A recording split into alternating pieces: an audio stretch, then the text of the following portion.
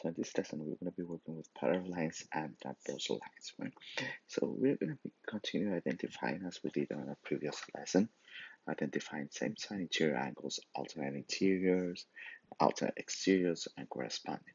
But using the information that we have here, we are going to find the values of those angles. So for example, it says that if a transversal intersects two parallel lines, then same side interior angles are supplementary angles, right? So in this case, for example, angle 3 and 6, angle 3 and angle 6, when you add them up, it's 180, and 4 and 5 the same. So now, alternate interior angles, they are congruent, right? So any alternate interior angles are congruent. Same with the corresponding angles, right? Corresponding angles and alternate exterior angles are congruent. So again,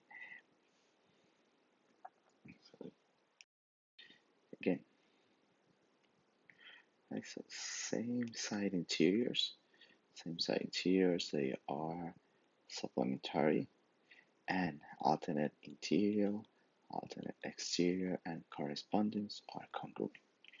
Right, so in this case, says identify all the number angles that are congruent to the given angle. So we want to identify all those angles congruent, right? So if that one is 132, so I'm looking for any angle that is congruent, right? So I know that angle 132 and angle 5 are corresponding angles, right? So angle 5, measure of angle 5 is also 132. Why? Because it's corresponding with that angle with the angle that measures 132, right? The measure of angle 3 is also 132. Why? Because it's a vertical angle, or I can vertical angle to that 132 angle, right? Right here. And my last one that is congruent with 132, in this case, is angle 7. So the measure of angle 7 is also 132. Why? Because they are alternate exterior angles.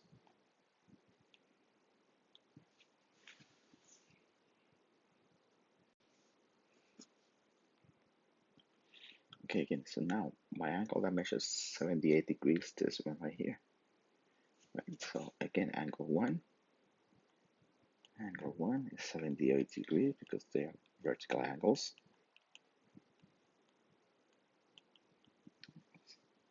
Angle 7 is also 78 degrees because they are corresponding angles. And that's angle 5 is 78 degrees because they are alternate interior angles.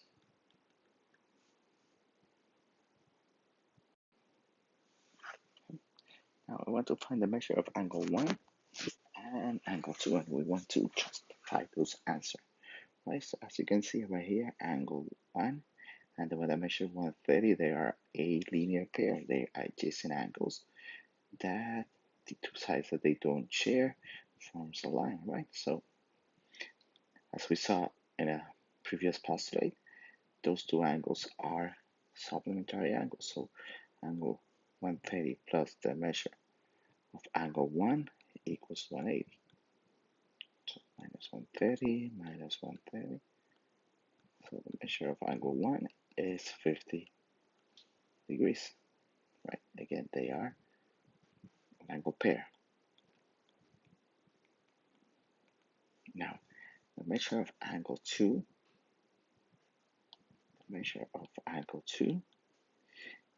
they are corresponding angles, right? Angle 130, that one that measures 130, and angle 2, they are corresponding angles.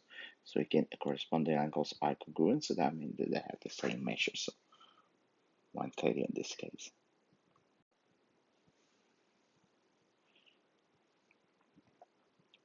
Right? So again, let's start by finding, in this case, I can start by finding angle 1 also, right? Those two angles are alternate exterior angles. Alternate exterior angles are congruent. So alternate exterior. Now angle 2 and angle 1, again they are a linear pair. So the measure of angle 2 plus the measure of angle 1, but we already know that angle 1 is 79, equals 180. So minus 79, the measure of angle 2 equals 101, because they are linear pair.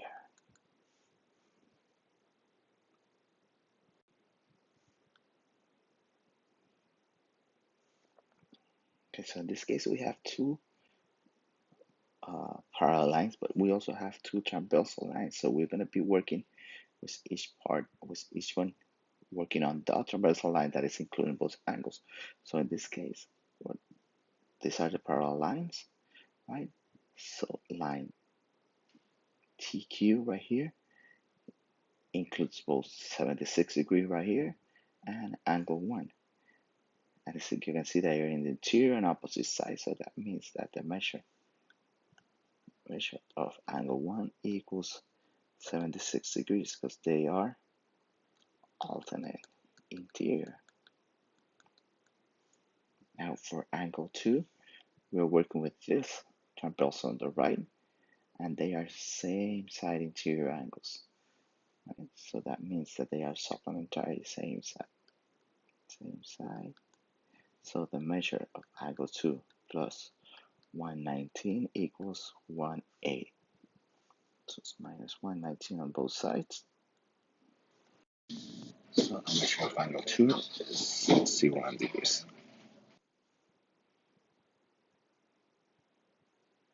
In this case, we want to find the angles, right? We want to find the measure of x in this case, and then find the measure of each label angle. So that means that each angle that has a variable. Again, in this case, this is my two parallel lines, the one on top, one on the bottom, and this is my transversal that is connecting those two angles. So as you can see, these two angles are same side interior. So that means that x plus x minus 26 equals 180.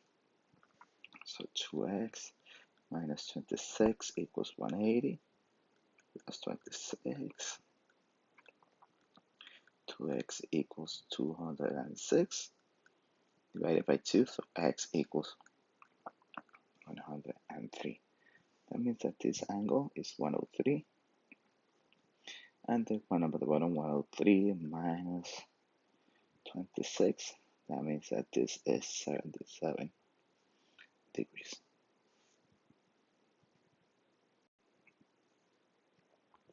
Okay, on the next one, you can forget about that line right here, and that's why this transversal down here, and the two parallel lines right there, right? So you can see this angle right here that measured 3x minus 5 is corresponding with the one that measured x plus 55. Corresponding angles are congruent, so 3x minus 5 equals x plus 55. So minus x, 2x minus 5 equals 55, plus 5, 2x equals 60. And now I just divide by 2, so x equals 30 degrees. Now I'm plugging that information right here. Right, so 3 times 30 minus 5 is 90 minus 5 is 85 degrees. And 30 plus 55 equals 85 degrees.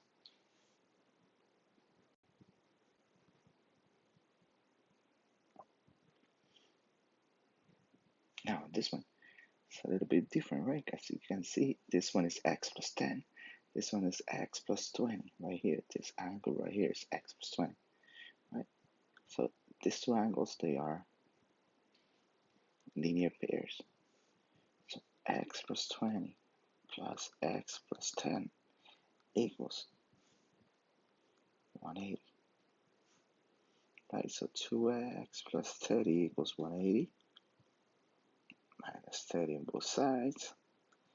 2x equals 150 divided by 2. So x equals 75. So 75 plus 20, that's 95, and 75 plus 10, that's 85 degrees. Now for the y value. As you can see, this case is I don't have anything that I can get to or compare those two, right? But I can keep working with other angles. So if this one is y, that means that this angle, I mark it, let's say in blue, this is y, right? Now you can see that those two angles, this y and this y minus 40, they are same side interior angles, so, and they are supplementary angles. So y plus y minus 40 equals 180. So 2y minus 40 equals 180 plus 40 on both sides. 2y equals 220 and divided by 2, y equals 110. So this one is 110 and this one is 110 minus 40, 70 degrees. Now, in this case, I want to write a proof, right? So I'm going to start that it's telling me that A is parallel to B, X is parallel to Y. So A is parallel to B, and X is parallel to Y. And I went to prove that angle 4. Let's mark those angles so you can see it. Angle 4 is supplementary with angle 15. Right, so let's start with the given. So for the angle A is parallel with angle B. So that's given. Okay, so now we're going to write what information I can use that is given from that one. Right, so because A is parallel to B, I know that 4 and 10 are congruent angles. So angle 4 is congruent to angle 10. Why? Because they are alternate interior angles. Okay, now that I know that those two angles are congruent, right? Now I'm gonna continue working, right? From this one, I can get that the measure of angle 4 equals the measure of angle 10. This is by definition of congruence. Now, I'm going to go to the next given. So, given 4. X is parallel to Y. 4, this is given. Okay. I also know that on number 5, that angle 13 is congruent to angle 15. Vertical angles are congruent. Okay. So from this one again, the measure of angle 13 equals the measure of angle 15. 6, that is definition of congruence. Now number 7, I know that the measure of angle 10 plus the measure of angle 13 equals 180. 7. This is same side interior postulate.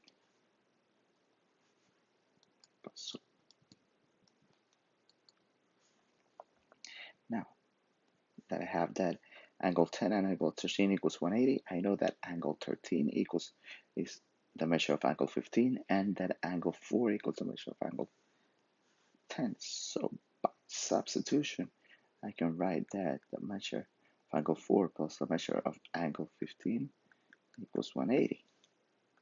So this is by substitution.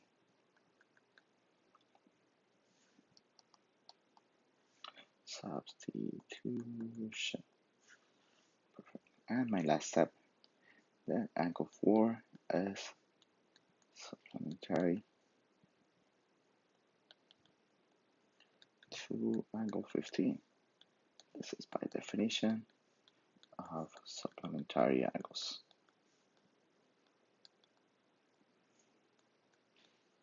And there I have proof. Yes. And that's it for this lesson. May the force be with you.